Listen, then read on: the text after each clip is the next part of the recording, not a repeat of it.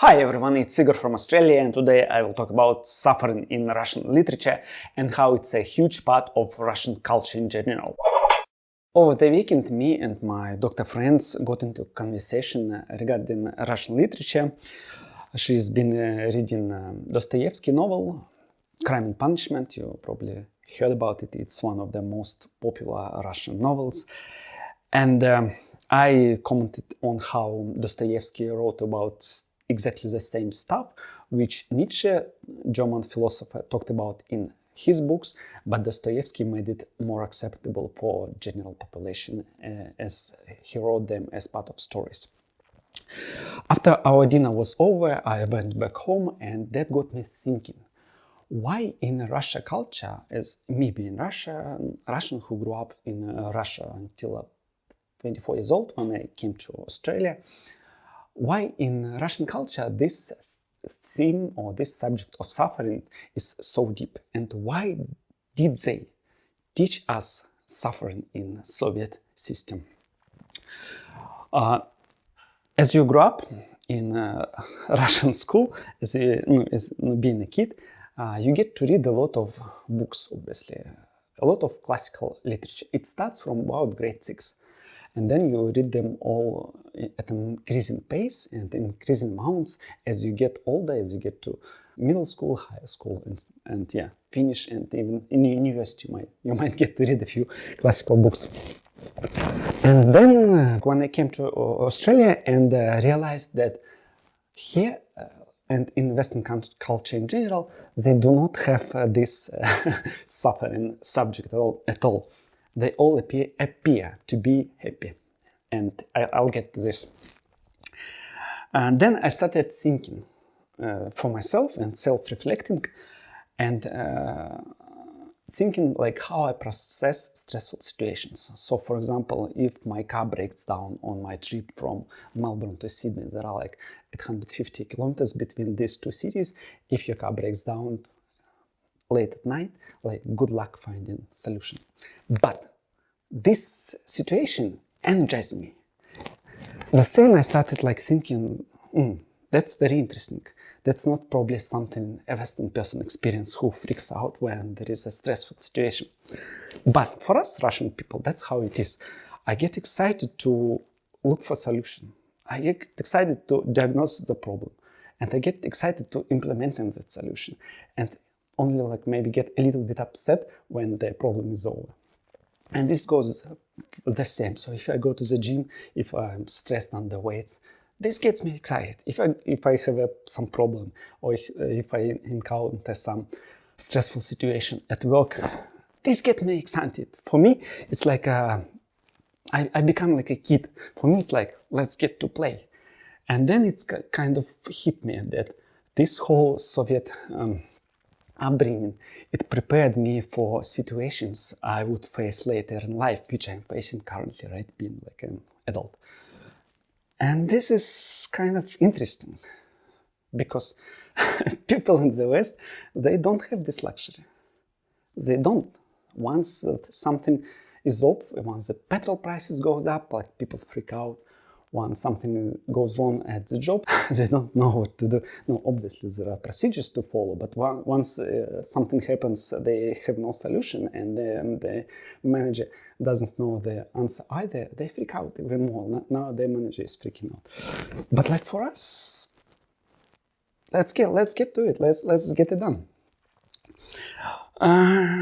Interesting. Another thing which I noticed, and that's connected to learning to suffer, is internalizing suffering within yourself.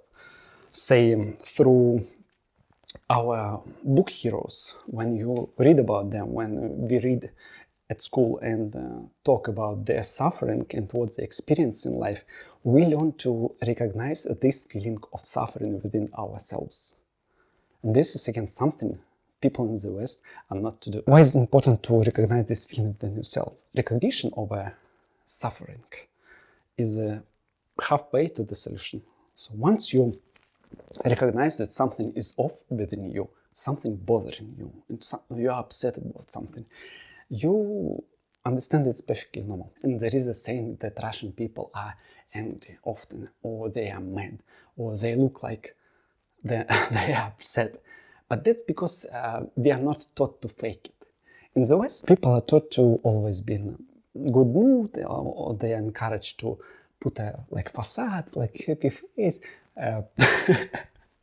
to make an appearance to everyone that they are happy, while they might be dying deep inside.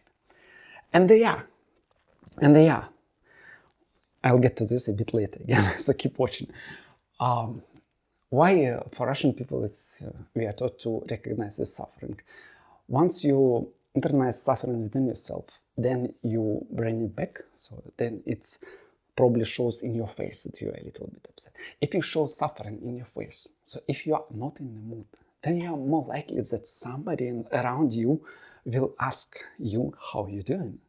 And it will not be just like, how you doing, because it's polite. There are people in Russia, when you are asked, what's your problem? People care. You have at least some of their time to share your problem.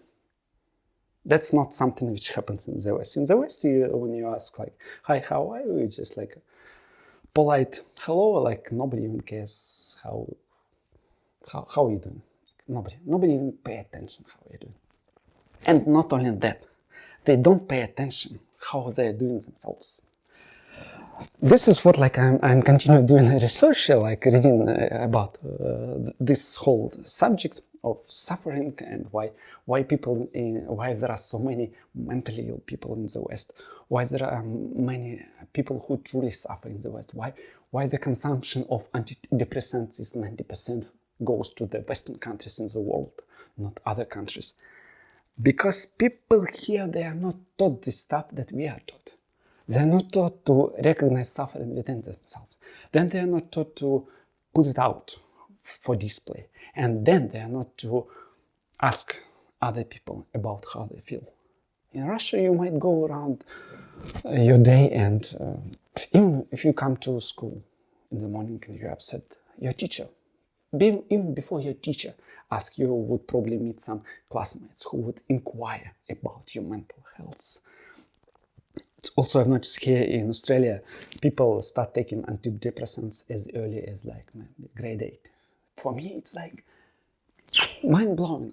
I'm trying to remember myself being in grade 8, and I don't even know what might bothered me so much that I would need to resort to antidepressants.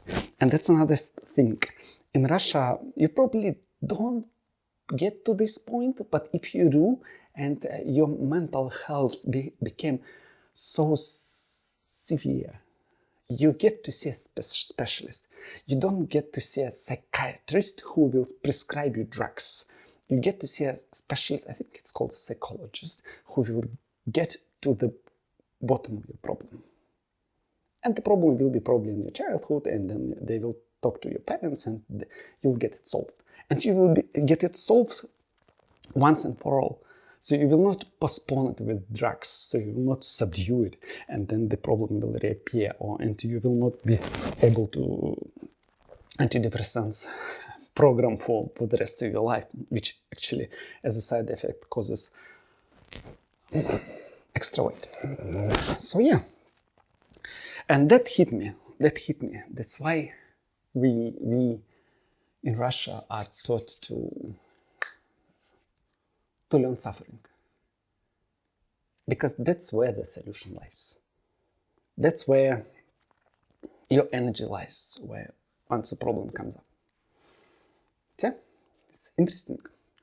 So yeah, please, if you like this video, obviously put a like to it. Also, it would be interesting to hear comments, especially from Western people, how you looked at Russian people. Did you see this suffering? Did you see it as something as you couldn't recognize what's going on in them, but because they're genuine? And probably people from Eastern Europe, they will definitely understand what I'm talking about. Probably people from Latin America, they will also understand what I'm talking about. Same as people from Asia. It's only the Western people who are different, totally different to us, to us, like Russians and everyone else.